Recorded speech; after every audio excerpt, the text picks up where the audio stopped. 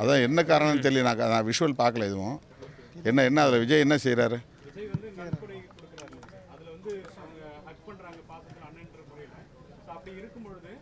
வேல்முருகன் மேடை பேச்சில் ஒன்று பேசும்போது இந்த மாதிரி கலாச்சார சீரழிவு அது போன்ற செயல்பாடுகளில் பெற்றோர்களே வந்து இது பண்ணுறீங்க, உங்களுக்கு பிள்ளைகளை கூப்பிட்டு போகிறீங்க, 3 வருடத்தில் கல்யாணம் நடக்கும் போது இப்படிப்பட்ட சூழலில் எது சரியாக இருக்குமான்ற மாதிரி ஒரு விமர்சனம் பண்ணியிருக்காங்க.